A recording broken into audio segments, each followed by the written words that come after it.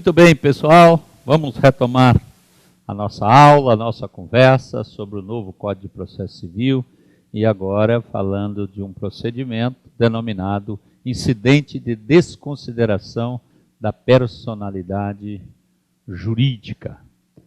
Agora, para o Código, é um instituto, trata-se de um instituto novo.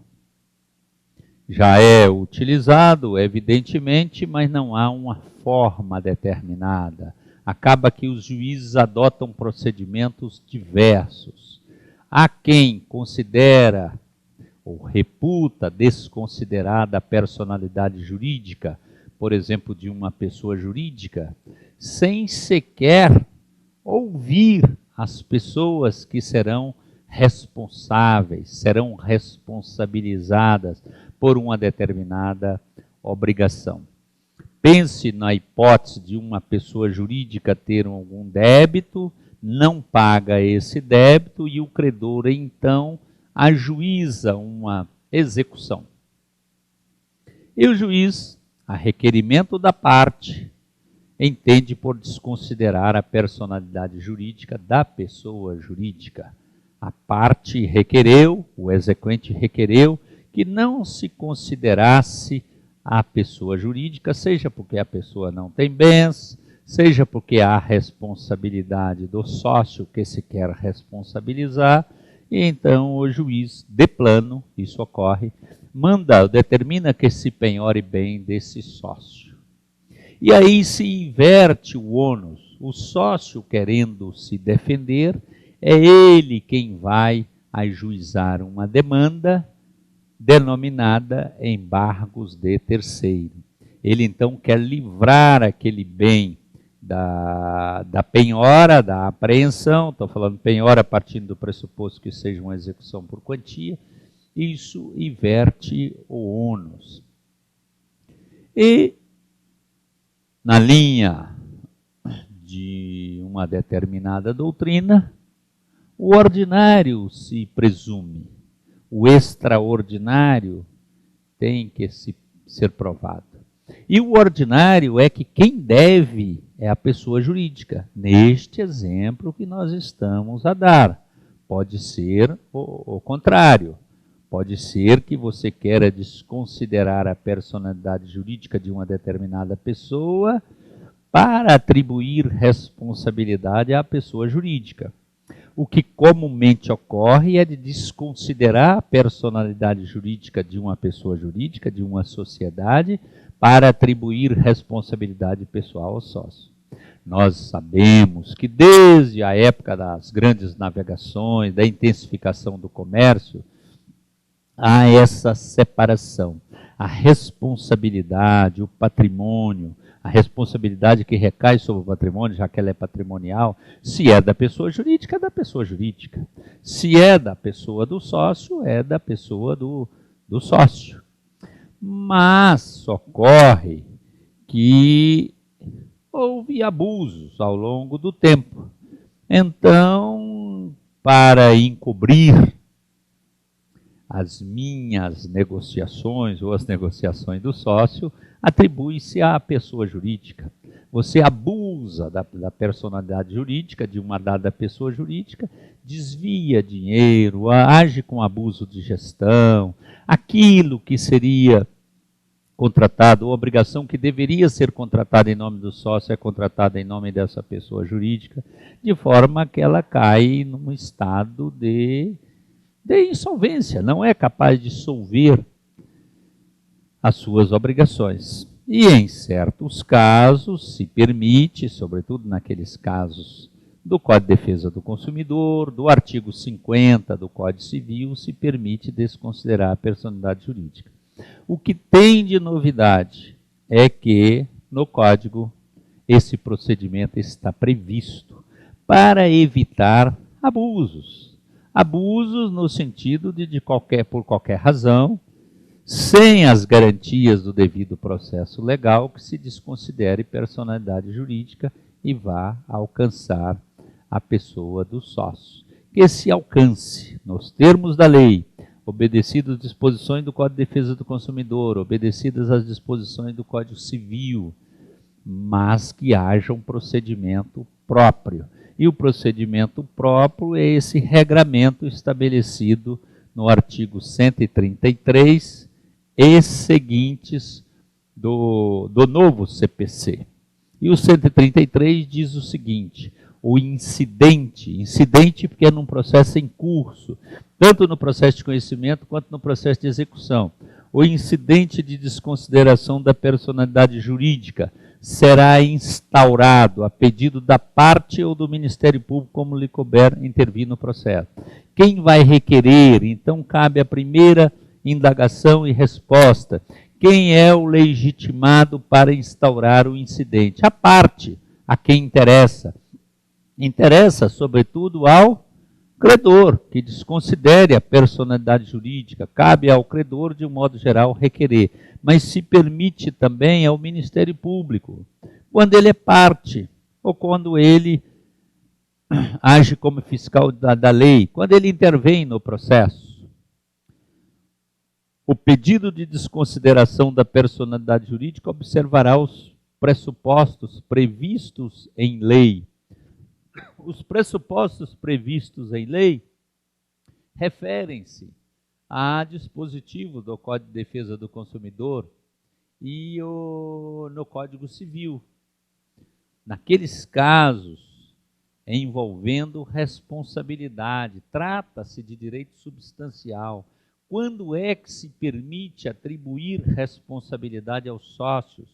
Ou ao revés, quando é que se permite atribuir a responsabilidade à pessoa jurídica? Quando a obrigação foi contraída pelo sócio? É a chamada desconsideração inversa.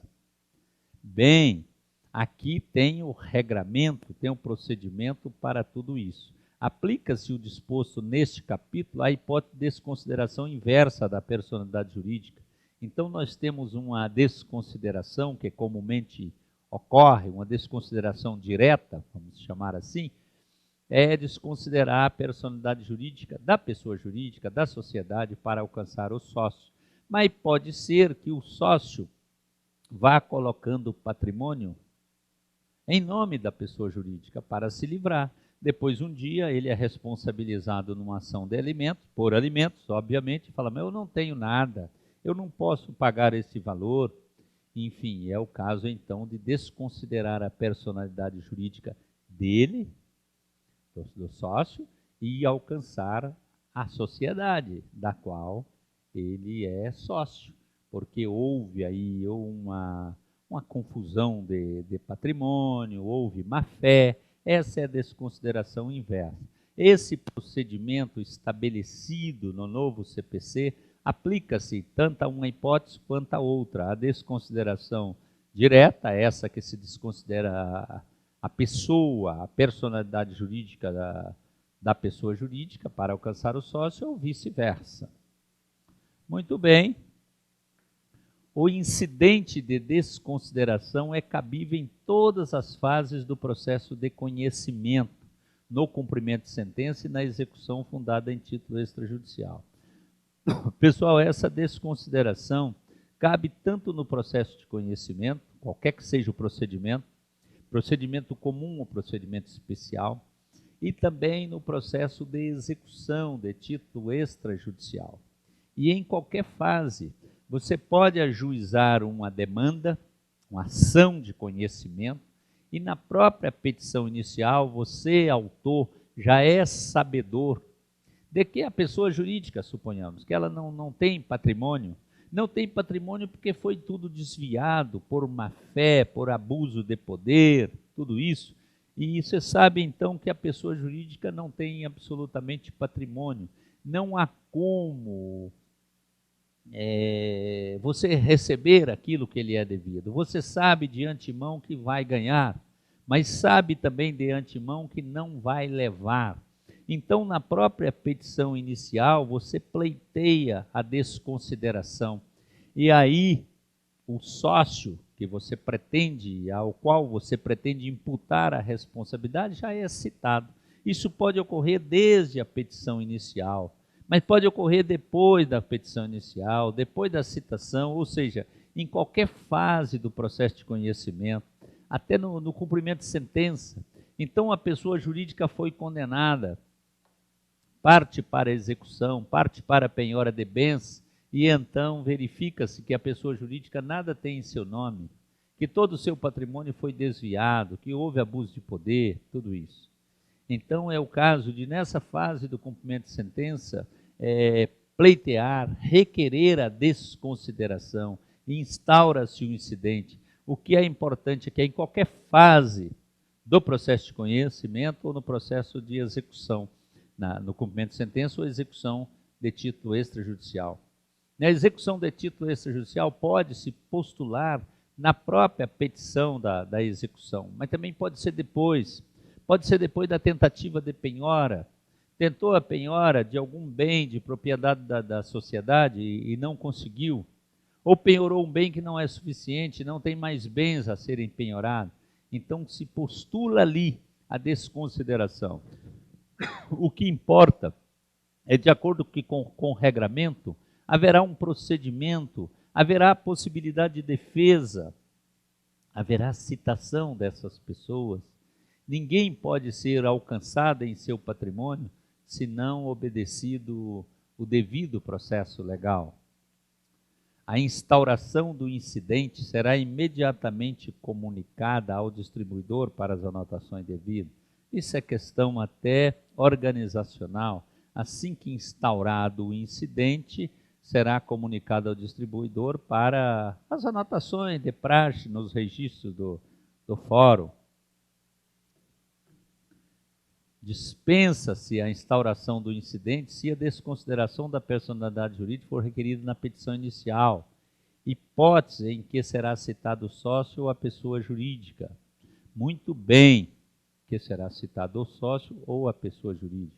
Pode ser que requeira já com a petição inicial a desconsideração da personalidade jurídica, da pessoa jurídica, ou desconsidera a personalidade do sócio para atribuir responsabilidade à pessoa jurídica. Nesse caso não haverá incidente, porque já é ali na petição inicial, vai ter que proceder às citações. A instauração do incidente suspenderá o processo, salvo na hipótese do parágrafo 2º. Se a instauração se deu com a petição inicial, já está ali junto com o processo, vai se desenvolver, no bojo dele, é um dos objetos do próprio processo, então não há que falar em suspensão. Se instaurado depois, vai suspender o curso do processo. O requerimento deve demonstrar o preenchimento dos pressupostos legais específicos para a desconsideração da personalidade jurídica. O requerimento deve comprovar ou aquela hipótese do Código de Defesa do Consumidor, que é uma responsabilidade objetiva, ou então as hipóteses do artigo 50 do Código Civil. Tem que obedecer, tem que preencher esses requisitos. Nós vamos abordar aqui tão somente a parte material, a parte processual e não a parte material ou substancial. Instaurado o incidente, o sócio ou a pessoa jurídica será citado para manifestar-se e requerer provas cabíveis no prazo de 15 dias. Bem, se o processo foi instaurado contra a pessoa jurídica, eu me refiro a processo de conhecimento ou processo de execução de título extrajudicial, em qualquer fase, a pretensão é desconsiderar a personalidade jurídica da pessoa jurídica e atribuir essa responsabilidade ao sócio. Como ninguém pode ser afetado na sua vida, no seu patrimônio, enfim, na sua esfera jurídica, sem o devido processo legal, vai determinar que se cite o sócio que será responsabilizado, ou os sócios que serão responsabilizados. Mas se a desconsideração for inversa, eu quero desconsiderar a pessoa do sócio para atribuir responsabilidade à pessoa jurídica, eu cito a pessoa jurídica. É por isso que aqui está instaurado o incidente, o sócio ou a pessoa jurídica, conforme o caso, será citado para manifestar-se e requerer as provas cabíveis no prazo de 15 dias. Provas, evidentemente, no sentido de que não agiu com abuso de poder, no sentido de que não deva responder nos termos do Código de Defesa do Consumidor, enfim, de que não preenche os pressupostos para essa desconsideração, logo que não tem responsabilidade. As provas que se admitem serão, de um modo geral, neste sentido. Faz-se a instrução, dá oportunidade para ambas as partes, para quem requereu, que de um modo geral é o credor, e contra quem é requerido, ou o sócio ou a pessoa jurídica. Dá oportunidade para que se produza provas. Concluída a instrução, ou seja, coletou provas, provas orais, se for o caso, provas testemunhais, prova pericial, concluída a instrução, se necessária a prova, porque nem sempre será necessária, o incidente será resolvido por decisão interlocutória, quanto a qual caberá agravo de instrumento. Então, se decide via decisão interlocutória. É por decisão que diz que vai responsabilizar a pessoa do João por uma obrigação originariamente contratada pela empresa X. É decisão interlocutória e dessa decisão cabe agravo de instrumento. Lembra você que só cabe agravo nas hipóteses expressamente previstas em lei. Neste caso, cabe agravo. Se a decisão for proferida pelo relator, cabe agravo interno. Nós vimos que o incidente de desconsideração da personalidade jurídica cabe em qualquer fase do processo. Cabe inclusive na fase do cumprimento de sentença. Então, cabe na fase recursal. E na fase recursal, a decisão pode ser proferida pelo relator, a decisão monocrática, né, com base em julgados anteriores, com base em precedentes, e neste caso caberá um agravo. É o denominado agravo interno, interposto contra decisões de relator. Guarda alguma semelhança com agravo de instrumento? Não, nem tanto. É porque no tribunal se decide, de regra, com colegiado, em colegiado. Quem julga um agravo de instrumento vai depender do regimento do tribunal, mas de um modo geral são 3 desembargadores. E se um só decide, somente o relator decide, há previsão específica para o chamado agravo interno. Ou seja, o caso será submetido a todos os outros julgadores. Muito bem, pessoal. Acolhido o pedido de desconsideração, a alienação ou oneração de bens, a vida em fraude de execução será ineficaz em relação ao requerente. Desconsiderada a personalidade jurídica, aquele que deva ser responsabilizado passa a ser o responsável. Então, suponhamos que se quer desconsiderar a personalidade jurídica da sociedade para atribuir ao sócio. Então, a partir daquele momento, o sócio deva ser responsabilizado. E então será reputado ineficaz se ele alienar qualquer patrimônio. Acolhido o pedido de desconsideração, não adianta mais ele sair por aí alienando bens para não responder pela obrigação. Essa alienação, embora válida, embora exista, embora seja válida, mas ela é ineficaz em relação ao credor, em relação ao exequente. É isso que está estabelecendo aqui o artigo 137.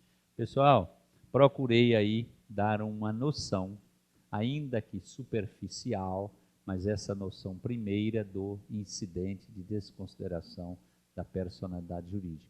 Volto a dizer que já é um procedimento adotado, mas variando em razão do juízo. Um faz de uma forma, outro de outra, e o Código, então, estabelece um procedimento.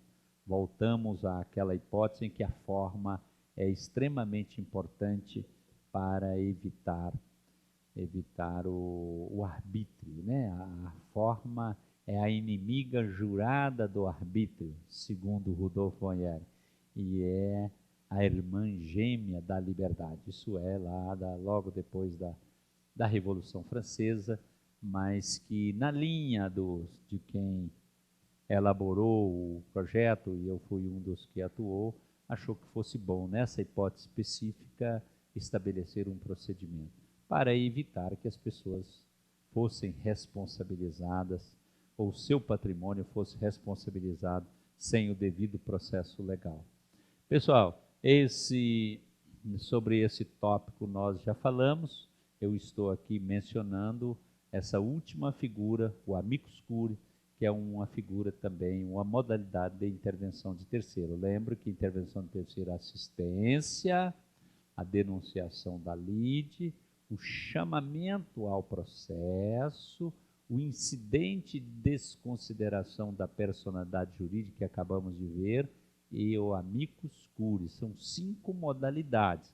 Nós já conversamos sobre o amicus curiae em outra oportunidade. Lembro apenas que é aquela hipótese de uma pessoa, de um instituto, de uma instituição, dominar um tema que está sob apreciação judicial, e essa pessoa, ou esse órgão, esse expert, pode vir ao processo e requerer a sua intervenção como amicus curiae, ou então o órgão jurisdicional pode determinar a sua intimação. Apenas para situar, apenas para relembrar, o juiz ou o relator, ou no primeiro grau, ou no segundo, ou no terceiro e assim por diante, grau de jurisdição. O juiz ou o relator, considerando a relevância da matéria, a especificidade do tema objeto da demanda ou a repercussão social da controvérsia, poderá, por decisão irrecorrível,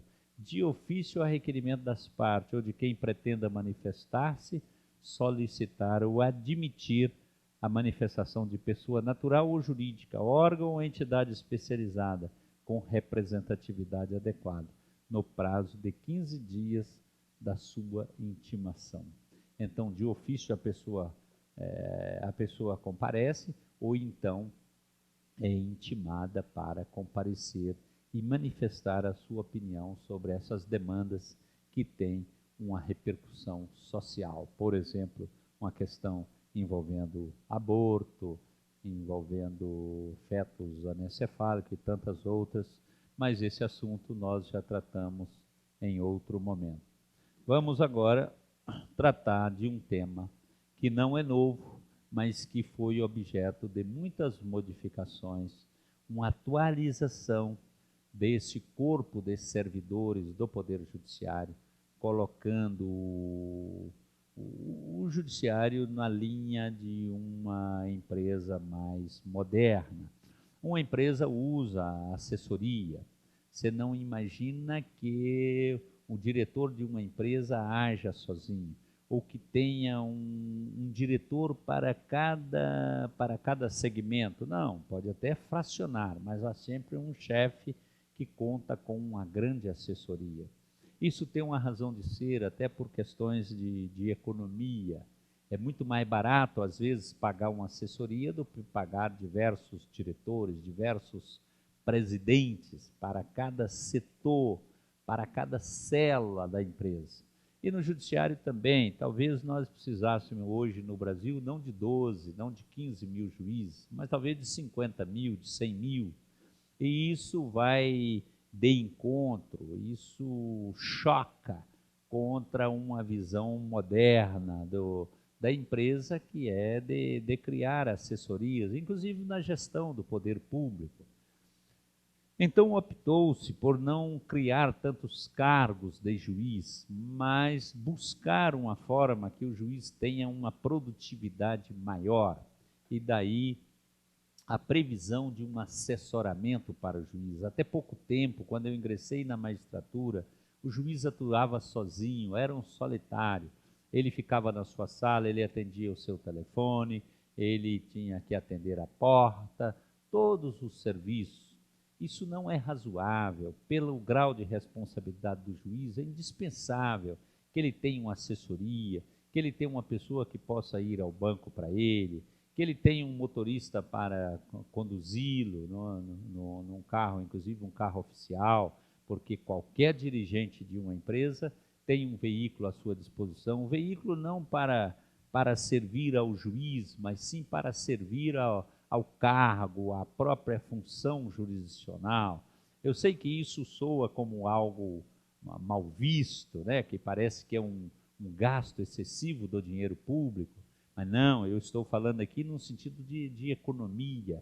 É para que essa pessoa, em vez de decidir, por exemplo, 100 processos por mês, que é dificílimo, mas que consiga dar vazão a 1000 com uma assessoria qualificada. O Supremo Tribunal Federal não poderia ter 11 ministros se não fosse o número de assessores. Parece que mais de uma dezena de assessoria direta. Ele teria talvez que ter 100, 400, 500 ministros no Supremo Tribunal Federal. Isso não é razoável, isso é contraproducente em todos os sentidos. Também no primeiro grau. Agora, felizmente, o legislador enxergou e colocou aí outros cargos entre os auxiliares da justiça e modernizando esse corpo de servidores. E vamos aqui fazer uma leitura para que você tenha essa compreensão, porque o juiz não atua sozinho. Onde há uma vara, há também uma secretaria, ou denomina-se cartório, pouco importa o nome.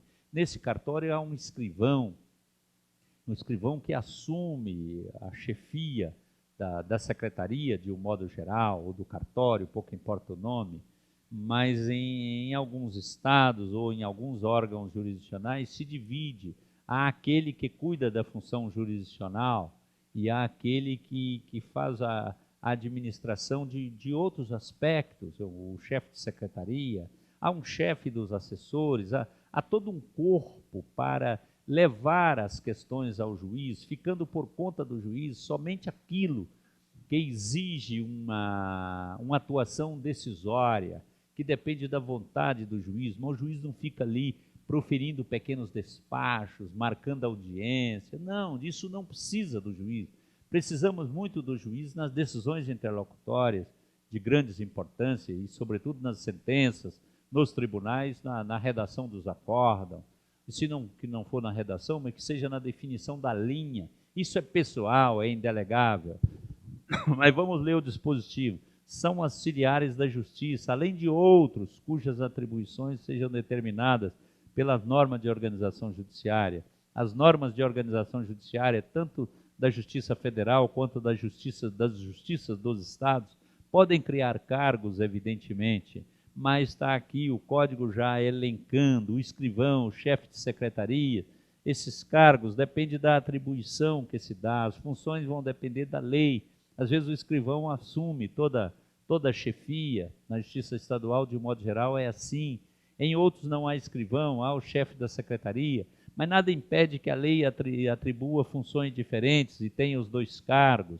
Pode ser, por exemplo, não, o escrivão fica com a parte jurisdicional propriamente dita, isso tudo depende da lei. O chefe de secretaria vai fazer a coordenação administrativa das pessoas, mas isso depende de cada segmento do judiciário.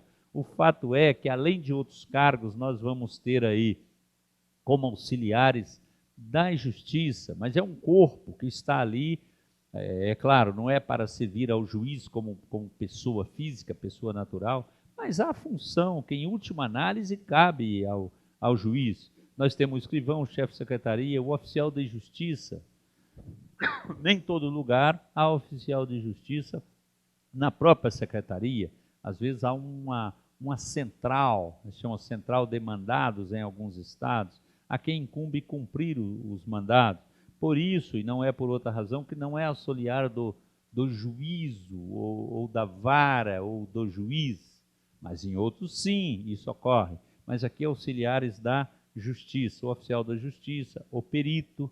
Perito pode ter perito ali oficial, perito contratado pelo Estado, que recebe vencimentos, mas, de um modo geral, quando precisa, em áreas específicas, se nomeia um profissional que atua naquela área, por exemplo, na área da engenharia, na área da contabilidade, mas nada impede que o próprio judiciário tenha esse auxiliar efetivo. Mas, de qualquer forma, o perito, ainda que receba honorários, é reputado um auxiliar da justiça. O depositário, o administrador, o intérprete, Nem sempre há nos quadros do judiciário essas figuras, mas quando precisar, o juiz nomeia um depositário para ser o depositário, o fiel depositário de um carro, para administrar uma determinada empresa, para ser um intérprete num caso específico, né? Para ser um tradutor, um intérprete aí, por exemplo, num caso envolvendo um depoimento de um surdo-mudo, um tradutor, um mediador. Essas figuras são recentes agora.